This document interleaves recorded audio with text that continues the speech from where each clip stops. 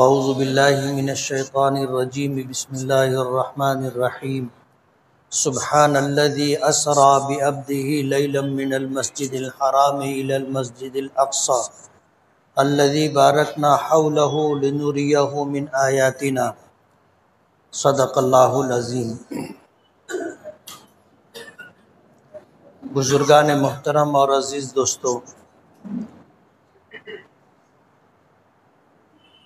حضرت امام ابو بکر بلخی رحمۃ اللہ علیہ نے یہ بات فرمائی ہے کہ رجب کا مہینہ نرم ہوا کی طرح ہے، شعبان کا مہینہ بادل کی طرح ہے، اور رمضان کا مہینہ بارش کی طرح ہے۔ بارش آنے سے پہلے، بادلوں کے امنڈ کر آنے سے پہلے اللہ پاک خشک کن ہواؤں کو چلاتا ہے۔ یہ نرم ہوائیں چلتی ہیں جو بادل کو اکٹھا کر کے لاتی، اور پھر یہی بادل اللہ کے حکم سے جہاں جتنا برسنا ہوتا ہے اتنا برستا ہے۔ اسی لیے رمضان المبارک کے آنے سے پہلے رجب کا چاند دکھا، نبی کریم صلی اللہ علیہ وسلم نے دعا شروع کی کہ اللہم بارک لنا فی رجب و شعبان وبلغنا رمضان، کہ اللہ ہمارے لیے رجب اور شعبان میں برکت عطا فرما اور ہمیں رمضان المبارک تک پہنچا دے۔ رمضان کا اہتمام رجب کے مہینے سے ہوتا تھا، اور رجب کے مہینے میں بھی روزے کی بڑی فضیلت آئی، جیسے اس سے چند ہفتہ پہلے میں نے اس بات کی طرف اشارہ کیا تھا کہ نبی کریم صلی اللہ علیہ وسلم رجب کے مہینے میں روزوں کا اہتمام فرماتے تھے، اور شعبان کا تقریباً پورا مہینہ روزہ رکھتے تھے۔ حالانکہ یہ روزے فرض نہیں ہیں، لیکن رجب اور شعبان کے روزوں کا اہتمام نبی کریم صلی اللہ علیہ وسلم سے ثابت ہے، اور رمضان کے روزوں کی فرضیت یہ تو اللہ پاک کی طرف سے ہے۔ تو رمضان کے روزوں کی فرضیت اللہ پاک کی طرف سے ہے، لیکن حضور پاک صلی اللہ علیہ وسلم کی سنت اور آپ کا عمل یہ ہے کہ رجب کے مہینے سے آپ روزوں کا اہتمام فرماتے تھے، اور شعبان کا تقریباً پورا مہینہ آپ روزہ رکھتے تھے۔ رجب کے مہینوں میں روزہ کئی روایتوں سے ثابت ہے، اور الحمدللہ ہمارے شہر میں اس کا اہتمام ہوتا ہے۔ خاص طور پر ہماری ماؤں اور بہنوں میں رجب کے مہینے سے ہی روزوں کا اہتمام شروع ہو جاتا ہے۔ حضرت عائشہ صدیقہ رضی اللہ تعالی عنہا کی روایت حدیث کی کتابوں میں آتی ہے کہ ہم اپنے وہ روزے جو شرعی عذر کی وجہ سے رہ جاتے تھے، وہ روزے ہم اہتمام سے شعبان کے مہینے میں رکھا کرتے تھے، اس لیے کہ نبی کریم صلی اللہ علیہ وسلم خود روزے سے رہتے تھے۔ تو رجب کا مہینہ ان ہواؤں کی طرح ہے جنہیں مبشرات کہا جاتا ہے۔ بارش ہونے سے پہلے جو ہوا چلتی ہے، خشک کن ہوا، یہ ہوا بادلوں کو لے کر کے آتی ہے، اور پھر یہی بادل اللہ کے حکم سے برستے۔ تو فرمایا کہ رجب کا مہینہ ہوا کی طرح، شعبان کا مہینہ بادل کی طرح، اور رمضان المبارک کا مہینہ بارش کی طرح ہے۔ یہی وہ مہینہ ہے جس کے لیے حضور نے دعا فرمائی۔ اگلا مہینہ شعبان کا، اس کے لیے بھی دعا کی کہ اللہ ان دونوں مہینوں میں ہمارے لیے برکت عطا فرما۔ اللہم بارک لنا فی رجب و شعبان، کہ رجب اور شعبان کے مہینے میں ہمیں برکتیں عطا فرما اور ہمیں رمضان المبارک تک پہنچا دے۔ کل درس قرآن میں کسی نے دعا کے تعلق سے پوچھا تھا کہ کیا دعا تقدیر کو بدل سکتی ہے؟ ظاہر بات ہے تقدیر کا بدلنا ہمارے اختیار میں نہیں ہے. ہم میں سے کسی کو یہ طاقت اور قدرت نہیں ہے کہ وہ اپنی تقدیر اپنے ہاتھوں سے بنا لے. بچہ ماں کے پیٹ میں ہوتا ہے اور جب اس میں روح ڈالی جاتی ہے رحم مادر پر ایک فرشتہ مقرر ہوتا ہے. وہ اللہ رب العالمین سے پوچھتا ہے ماذا اکتب، میں کیا لکھوں؟ تو اللہ پاک اس بچے کے لیے لوح محفوظ میں جو کچھ مقدر کر دیا ہے، لکھ دیا ہے، اسے بتایا جاتا ہے کہ اس کی عمر لکھ دے کہ یہ اتنے سال، اتنے مہینہ، اتنے دن، اتنا گھنٹہ، اتنے منٹ اور اتنے سیکنڈ زندہ رہے گا. اللہ جو زندگی دیتے ہیں وہ فرشتے کو بتا دی جاتی ہے. فرشتہ پوچھتا ہے ماذا اکتب، کیا لکھوں؟ تو اسے بتا دیا جاتا ہے کہ اس کی عمر لکھ دے. عمر لکھنے کے بعد فرشتہ پوچھتا ہے ماذا اکتب، میں اور کیا لکھوں؟ تو اس کا رزق بتا دیا جاتا ہے کہ اس دنیا میں اسے کتنا رزق ملے گا. رزق صرف دال روٹی کا نام نہیں ہے.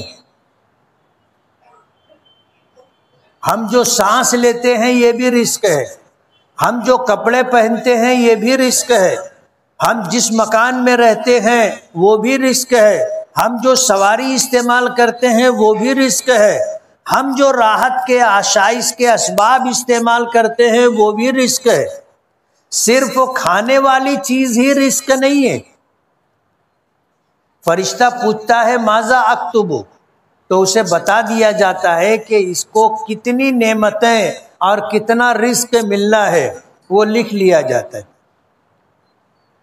پھر فرشتہ پوچھتا ہے ماذا اکتب، کیا لکھوں؟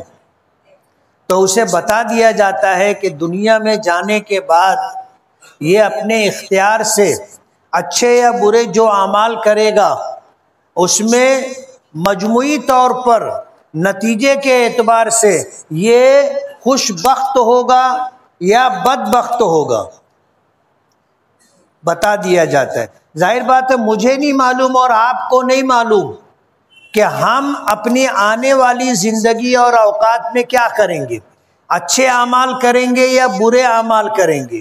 اور زندگی کا جب خاتمہ ہوگا تو ہمارے اچھے اعمال اور نیکیاں غالب رہیں گی یا ہمارے گناہ اور برے اعمال زیادہ رہیں گے، ہمیں نہیں معلوم. کل کی خبر ہم کو نہیں ہے، لیکن اللہ رب العالمین ما کانا ما یکون کا علم رکھتا ہے.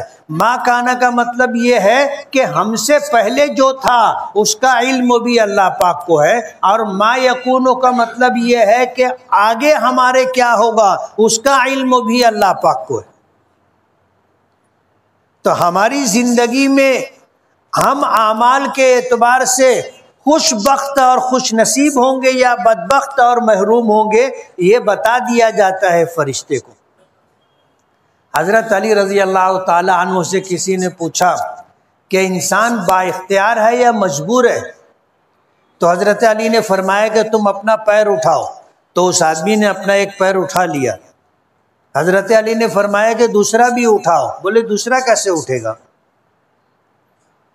ظاہر بات ہے آدمی دو پیر والا ہے، ایک پیر اٹھا سکتا ہے اپنی مرضی اور اختیار سے، لیکن دونوں پیر ایک ساتھ اٹھا لے اپنی مرضی اور اختیار سے اور جب تک چاہے اٹھا کے رکھے، یہ اس کے اختیار کی بات نہیں ہے. تو حضرت علی نے فرمایا کہ انسان کو اتنا اختیار دیا ہے کہ وہ ایک پیر اٹھا سکتا ہے، اور اسے اتنا مجبور رکھا ہے کہ وہ ایک پیر اگر اٹھا ہوا ہے تو دوسرا نہیں اٹھا سکتا. اس کو اختیار بھی دیا گیا ہے، مجبور بھی بنایا گیا ہے. اعمال کے تئیں بندے کو اختیار دیا گیا ہے. نماز پڑھنا چاہے تو پڑھے اور نہ پڑھنا چاہے تو نہ پڑھے. ایسا نہیں ہوگا کہ آپ نماز کے لیے گھر سے نکلنے لگے تو شیطان آ کر کے باہر سے دروازہ بند کر کے کڑی لگا دے. ایسا ہوتا ہے؟ آپ مسجد تک پہنچے، شیطان دروازے پر آ کر آپ کو اندر آنے سے روک دے، کیا ایسا ہوتا ہے؟ آپ اپنی مرضی کے مالک ہیں. نیک اعمال کے تئیں آپ کرنا چاہیں تو کر لیں گے، نہ کرنا چاہیں تو فرشتے کھینچ کر مسجد میں لے کر کے نہیں آئیں گے۔ تو حضرت علی نے ایک انسان کو کیا اختیار دیا گیا ہے وہ بھی بتایا، اور کہاں اسے مجبور رکھا ہے وہ بھی بتایا۔ امیری اور غریبی آپ کے اور میرے اختیار میں نہیں، بیماری اور تندرستی آپ کے اور میرے اختیار میں نہیں ہے، بے چینی اور آرام اطمینان ہمارے اختیار میں نہیں ہے، عزت اور ذلت ہمارے اختیار میں نہیں ہے، یہ من جانب اللہ ہے۔ اگر امیری غریبی ہمارے اختیار میں ہوتی تو دنیا میں کوئی غریب رہتا؟ کوئی غریب نہیں رہتا۔ عزت اور ذلت ہمارے اختیار میں ہوتی تو دنیا میں کوئی ذلیل ہوتا؟ نہیں ہوتا۔ تندرستی اور بیماری ہمارے اختیار میں ہوتی تو دنیا میں کوئی بیمار رہتا؟ کوئی بیمار نہیں رہتا۔ اللہ پاک نے ان چیزوں کا اختیار اپنے پاس رکھا ہے، اور اعمال کے تئیں بندوں کو اختیار دیا گیا ہے، نماز پڑھنا نہ پڑھنا، روزہ رکھنا نہ رکھنا، زکوٰۃ دینا نہ دینا، حج عمرے کرنا نہ کرنا، یہ اپنے اختیار کی بات ہے۔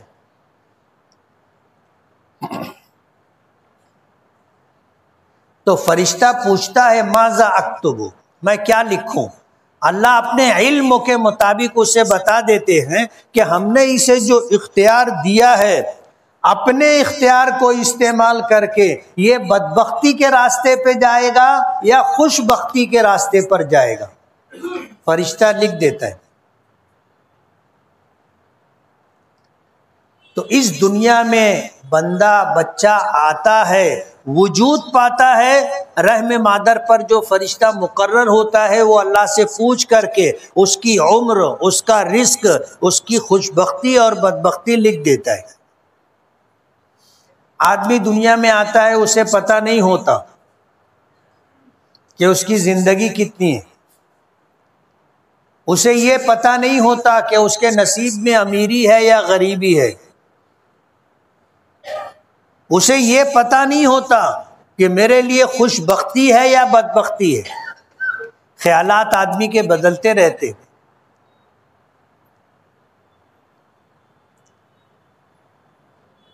تو انسان اس دنیا میں آیا تو آنے کے بعد اعمال کے تئیں اس کو اختیار دیا گیا۔ رجب کا مہینہ، شعبان کا مہینہ رمضان کی تمہید ہے۔ جو لوگ یہاں سے روزہ رکھنا شروع کر دیتے ہیں رمضان کا روزہ ان کے لیے بالکل آسان ہو جاتا ہے، اور اگر سال بھر ہم نے روزہ نہیں رکھا، رجب اور شعبان کا مہینہ بھی خالی گزر گیا، تو پہلا روزہ جب رکھا جاتا ہے بہت سارے لوگ بیمار ہو جاتے، سر دکھنے لگ جاتا، طبیعت بدل جاتی ہے، بگڑ جاتی ہے، اور جو لوگ روزہ رکھتے رہتے ہیں انہیں ذرا بھی فرق نہیں پڑتا، وہ حشاش بشاش رہ کر کے روزہ رکھتے ہیں اور روزہ ان کے لیے آسان ہو جاتا ہے۔ اسی رجب کے مہینے میں مشہور روایت کے مطابق حضور پاک صلی اللہ علیہ وسلم کو معراج پر بھی بلایا گیا تھا۔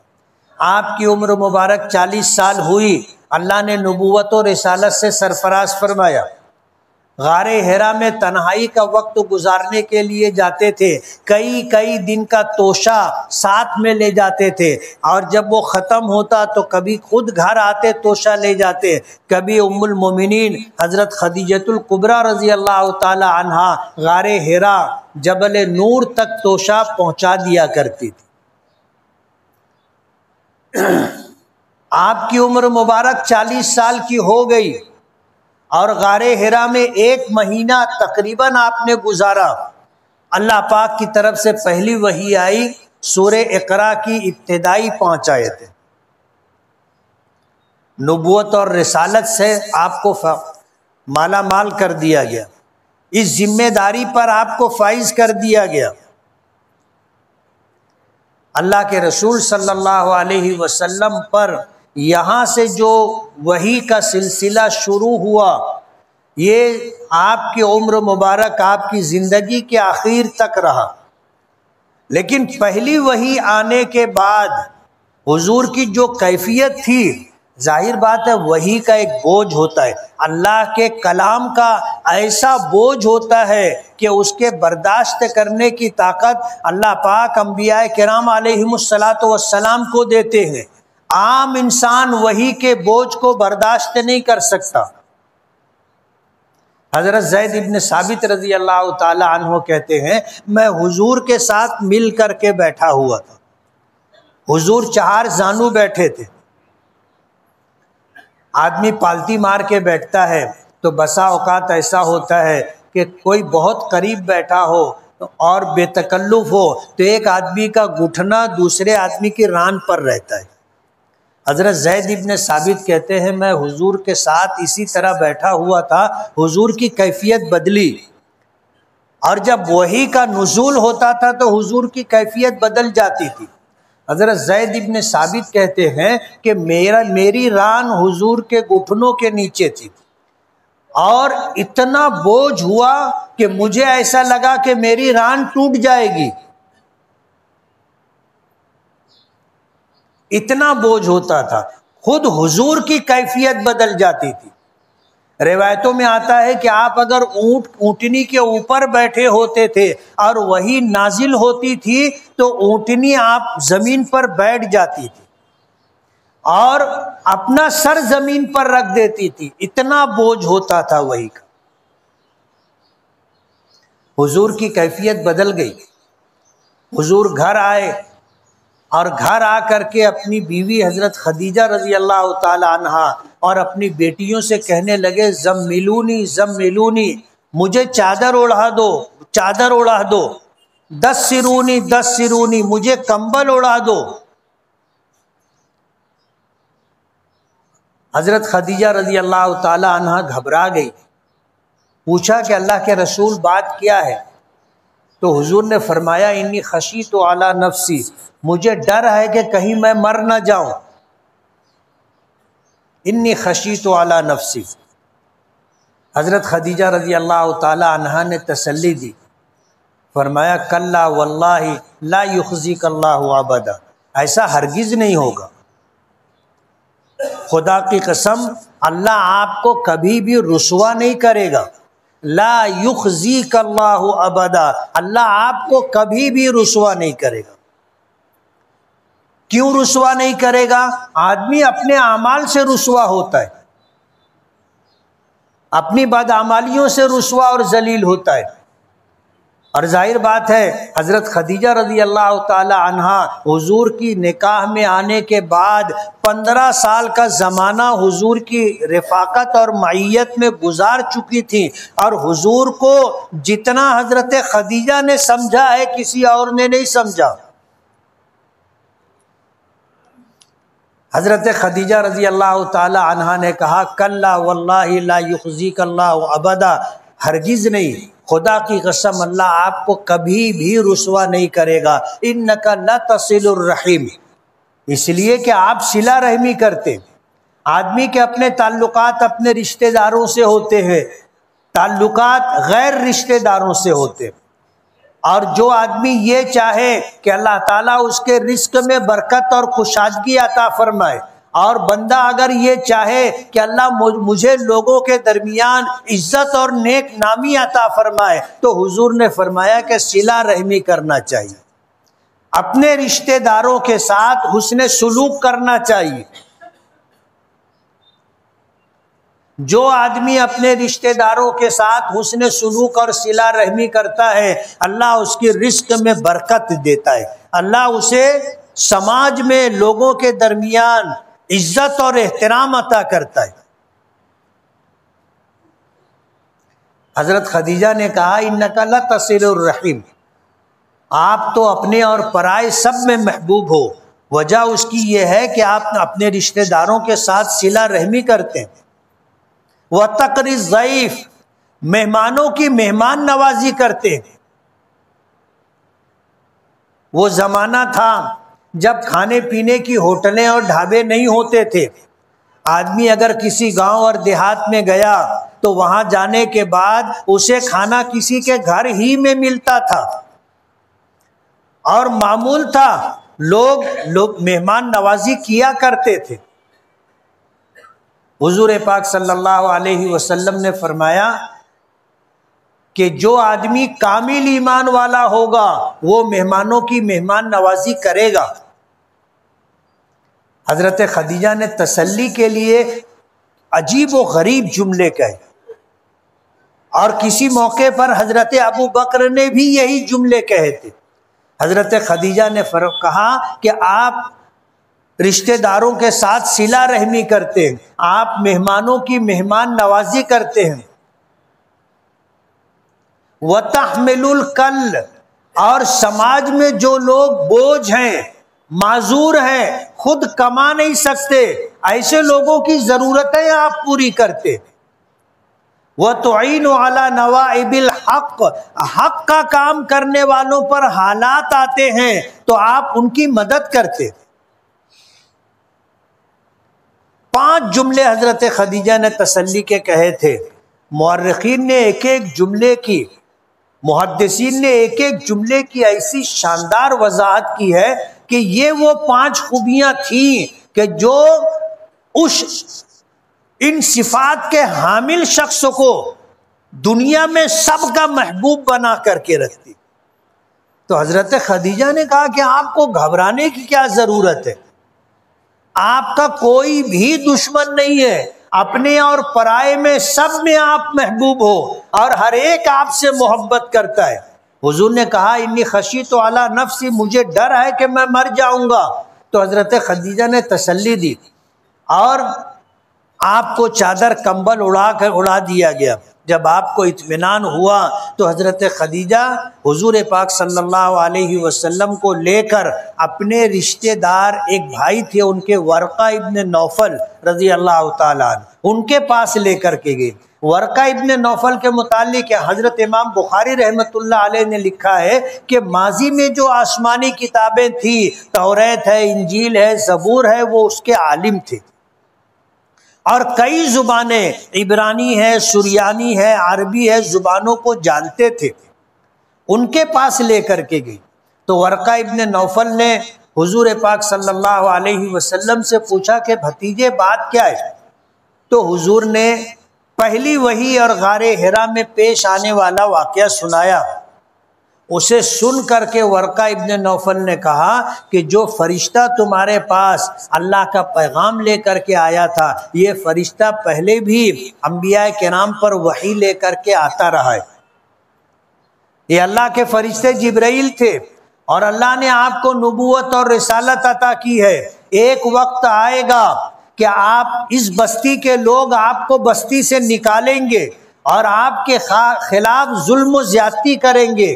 کاش اس وقت میں اگر زندہ رہا، انصرک نصرا معزرا، میں آپ کی بھرپور مدد کروں گا۔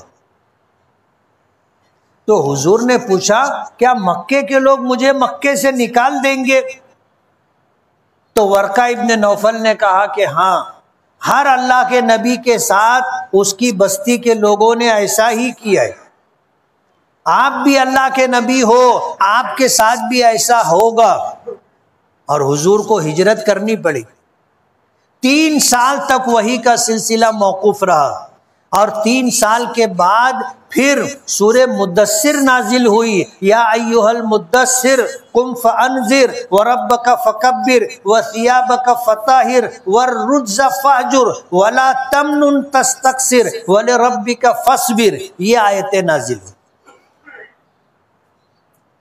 3 سال درمیان میں گیپ رہا، اسے فترت کا زمانہ کہتے ہیں۔ وہ ایام، وہ مہینے، وہ سال جو وحی کے نزول سے خالی رہے، ایک وحی اور دوسری وحی کے درمیان بیچ کا جو حصہ ہوتا ہے خالی، اسے فترت کہتے۔ تو پہلی وحی کے بعد حضور کو اپنے آپ کو سنبھالنے میں 3 سال کا عرصہ لگا۔ وحی کا اتنا بوجھ ہوتا ہے.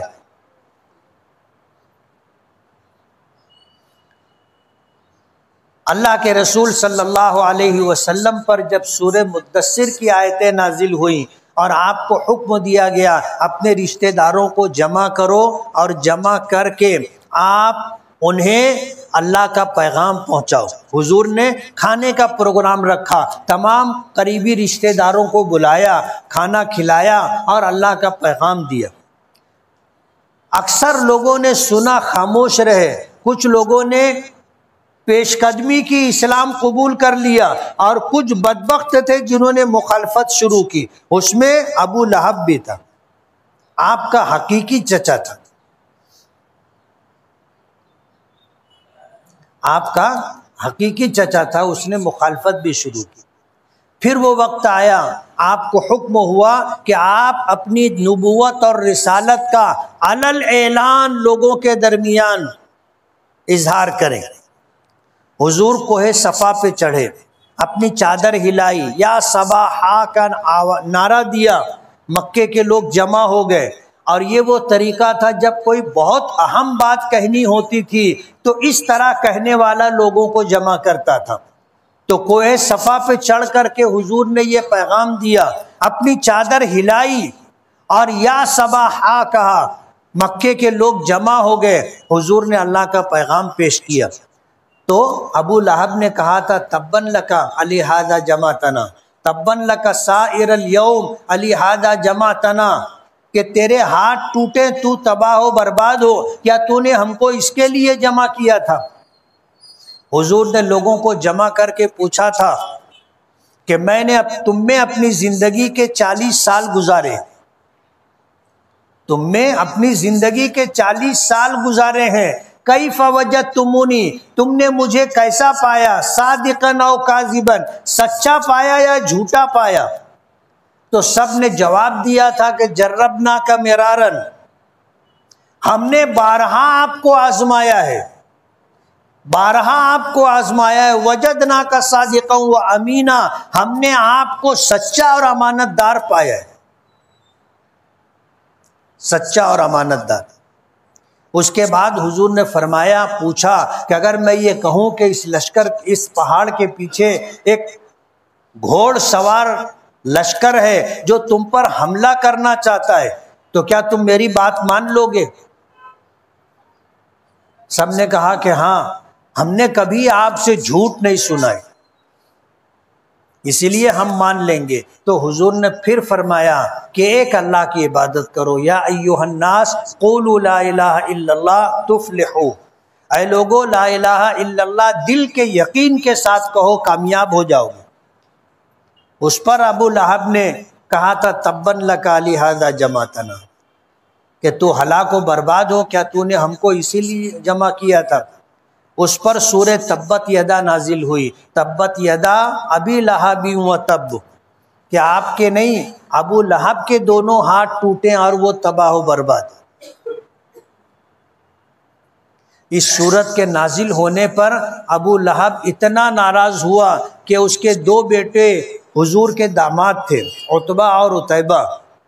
حضور کی 2 بیٹیاں ابو لہب کی بہو تھی، حضرت رقیہ اور ام کلثوم. اس نے اپنے بیٹوں سے کہا کہ محمد کی بیٹی کو طلاق دے دو. انہوں نے طلاق دے دی. ایک بدبخت ایسا تھا جو حضور کی مجلس میں آ کر حضور کے سامنے حضور کی بیٹی کو طلاق دی، اور اس نے تھوکا حضور کے اوپر. اللہ نے بچایا، حضور کے جسم مبارک پر اس بدبخت کا تھوک آیا نہیں، لیکن اس طرح حضور کو اس نے اذیت اور تکلیف دی تھی. اور جب اس نے تھوکا اور یہ بدتمیزی اور یہ حرکت کی تو حضور نے بددعا دی کہ اللہم سلط علیہ کلبا من کلابک، اے اللہ اپنے کتوں میں سے کوئی کتا اس کے اوپر مسلط کر دے. جب یہ واپس اپنے باپ ابو لہب کے پاس گیا تو باپ نے پوچھا کیا ہوا، تو اس نے سب بتایا. پھر باپ نے پوچھا کہ محمد نے کیا کہا، تو بیٹے نے بتایا کہ انہوں نے بد دعا دی کہ اللہ اپنے کتوں میں سے کوئی کتا اس کے اوپر مسلط کر دے۔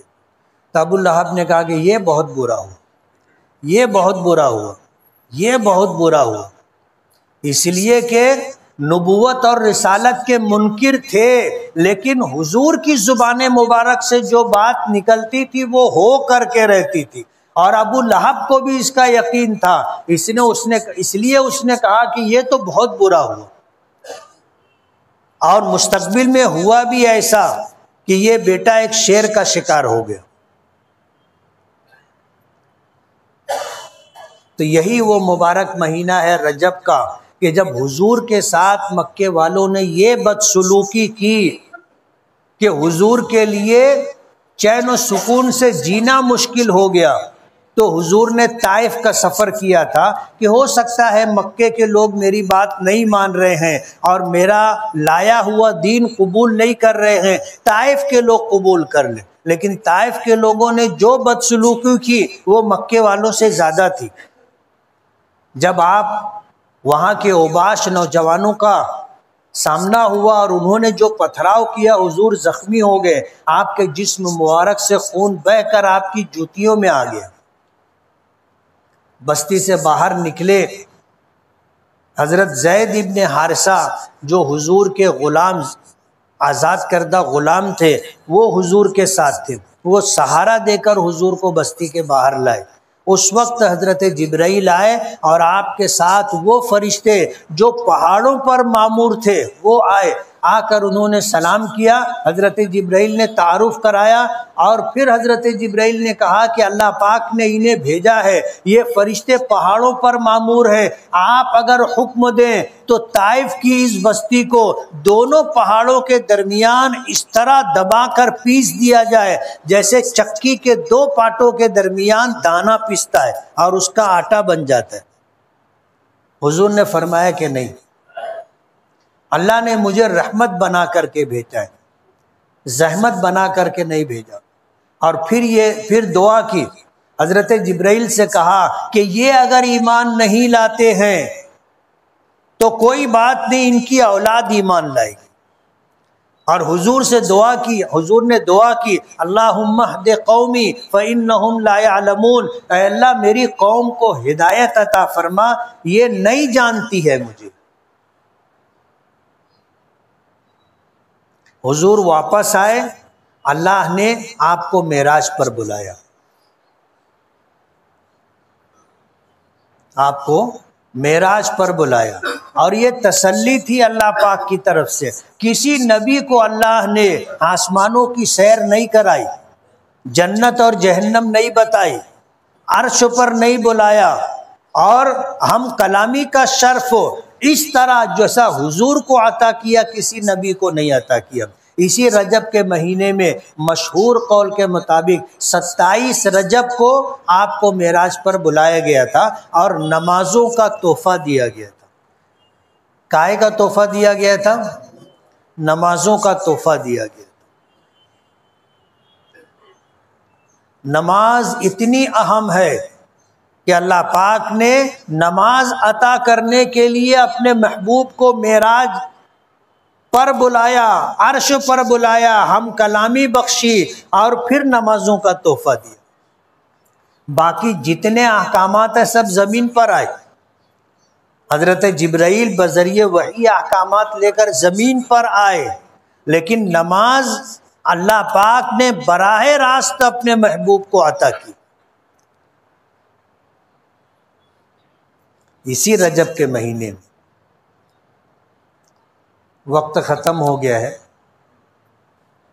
آپ بھی سوچتے ہوں گے جو بات بولنا چاہیے وہ اتنی لمبی تمہید کے بعد آتی، لیکن معراج کا واقعہ آپ سن چکے ہو کئی مرتبہ، اس لیے بتانا یہ ہے نماز کا اہتمام کریں گے نا؟ اللہ عمل کی توفیق دے۔ وآخر دعوانا ان الحمد للہ رب العالمین۔